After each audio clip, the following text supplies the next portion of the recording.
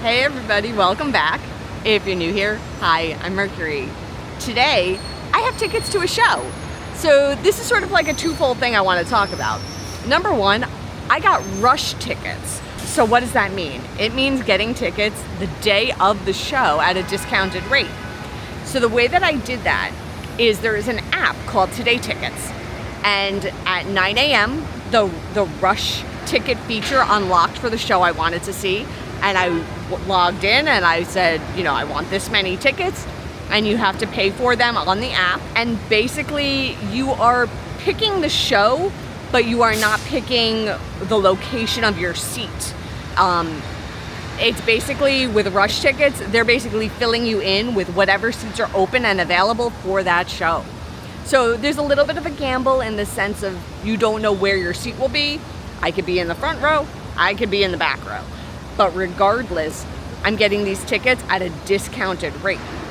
So I thought that was pretty awesome.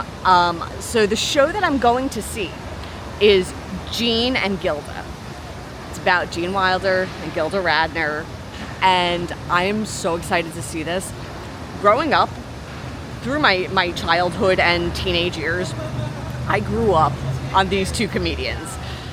Gene Wilder, Willy Wonka and the Chocolate Factory, Young Frankenstein, Haunted Honeymoon. There are just so many fantastic comedies from my childhood. So there's like this huge nostalgia factor with this. And Gilda Radner has a home in my heart. Her soul definitely lives in my heart. And it's just, it means a lot that I get to see this.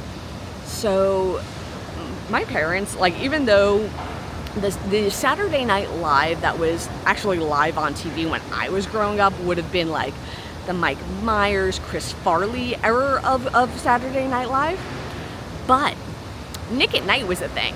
And my parents had me watching old school Saturday Night Live. So I grew up watching Gilda Radner and Dan Aykroyd and Bellucci and Chevy Chase and Second City TV and Rick Moranis and all of that type of programming. That is what I grew up with. And I remember when I was a teenager watching the Gilda Radner special, and she played all these different characters, and I loved it so much. No joke, I do a pretty good Miss Emily Latella and a Rosanna Dana. I don't know if I could do it on here though, but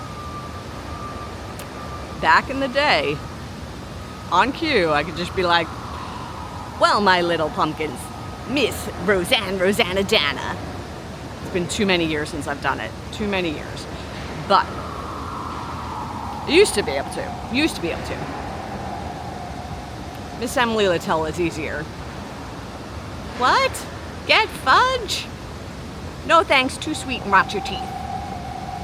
Oh, that's very different. Never mind. Yeah. I 120% grew up on Gilda Radner and Gene Wilder. So I am so excited to go and see this play. It was about their life together. There's also a tragic element to this. Gilda Radner passed way too early of ovarian cancer. She wrote a book about it called It's Always Something. And I read that probably when it came out. I still own it. It's always something. Ain't that the truth? So there is going to be tragic elements in this, I'm sure. But regardless, I'm looking forward to getting to experience the story of Gene and Gilda through this play. So let's go to the box office, pick up my tickets, and see what kind of seats I got. It's like a big mystery. And once I get my tickets, obviously I'm not filming the show, but on the flip side, I'll let you know what I thought of it. So this is where I am going, 59 East 59th, and you can see Gene and Gilda. So this is where the show will be. Let's go see if I can pick up my tickets. Oh, y'all, it was so good, but it took me on such an emotional roller coaster. I'm gonna go home. I'm gonna sit with my feelings, and I'll be back and I'll tell you what I thought. So I made it back home, and I want to tell you all about the play and about the experience, getting tickets and all of that. I'm sorry I couldn't do it on the fly, but I was having a moment, y'all. I left the play with a huge grin on my face and tears just mopping down my cheeks. I was in this weird emotional state of hysterically crying and just laughing at all of, the things that made Gene and Gilda really funny. And I had to let that settle down a little bit. I had to let it set. So, now that I'm combobulated, let me tell you all about the play, the experience, getting tickets through Rush, and all of that jazz. So let me start with when I picked up my tickets. When you do Rush tickets, you have to pick them up at will call. So I went to the window, and they handed me my ticket, and it was like, ticket A5. And I was like, A? Am I in the front row? No, that couldn't be. Y'all, I was in the front row. I was in the front row. Tickets were, including all the fees, $38 for the Rush tickets. I think tickets for the play normally started at like $65, ballpark. That's not the exact number, but give or take.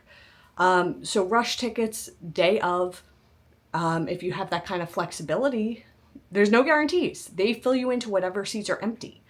And it may have helped that I went on my own. So, if there's a seat here, a seat there, and there was a seat in the front row that they assigned to me, I lucked out. Sometimes, happy accidents or gifts are cosmically handed to you, and that was cosmically handed to me. So thank you, universe. That was amazing. So it was very smooth, the process. The app, the TodayTix app, was very easy to use, and they had all the information at will call. So it was like super smooth, the process. And now onto the play.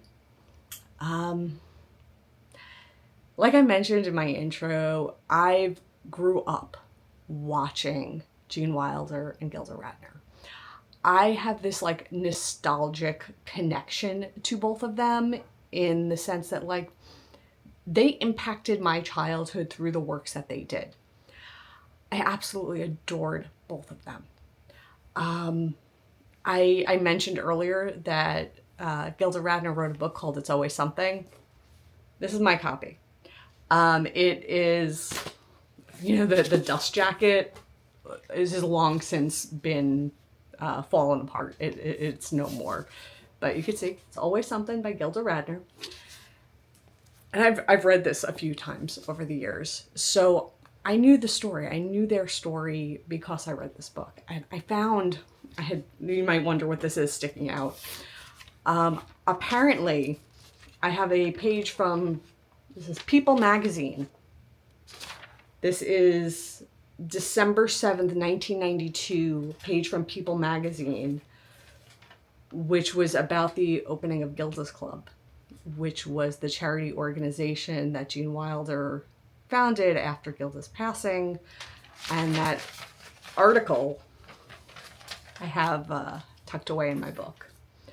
So I mentioned nostalgia, right? Like I wasn't playing. Like that is a true thing. So I knew a lot of what to expect going into this play, but to see it performed right in front of me was incredible. The way that the play was situated was, it's supposed to take place after Gilda's passing, and it's as if Gene Wilder is being interviewed. So it's a combination of interview style, where he's responding to like this, omnipotent interviewer voice that's coming through the speakers, and flashback type of scenes, where it's like he starts out answering the question and telling the story, And then it switches to what was it like in that moment for them. And it's a two-person play. It's, the two characters, and it's just about their interactions, how they met, how they fell in love, and how they helped each other overcome their own demons. It was just an incredible story. And the thing that stood out to me about this was how human it was, how relatable it was. It was so well written. It did not rely on set design or any gimmicks or anything other than the script, the actors, the directors. Like, there was no like oohs and ahs. It was emotional storytelling that gave you those oohs and ahs. And they got to the heart of it. They got to the heart of it and portrayed, I don't know whether I should call them characters or the people, because they're based on real people. But for, this purpose, I'm just going to say characters. They portrayed the characters so well and brought such an organic life to them and made them feel like somebody you or I could know. They really, really brought a human touch to it. And because of that, like, the way you're able to relate to the characters, relate to the story, relate to the experiences, the pain, the joy, all of it was just incredible. It was an incredible production. So I highly recommend. I don't want to give away anything else, but I mean, it's a bio play, not a biopic, a bio play. And if you've read It's Always Something, you're gonna know what's gonna happen. But it was great. And there were some cameo moments of the characters they portrayed, like cameo of Rosanna Dana, a cameo of Frederick Frankenstein. I'm being tongue-in-cheek with the Frederick. It's how Igor would have said it. Oh man, I adore those performers. I absolutely adore them. So, highly recommend. Highly recommend Gene and Gilda. Incredible performance. Yeah. So, I guess with that, I'm done. I'll see you all real soon. And until then, stay inspired by everyone. Take care.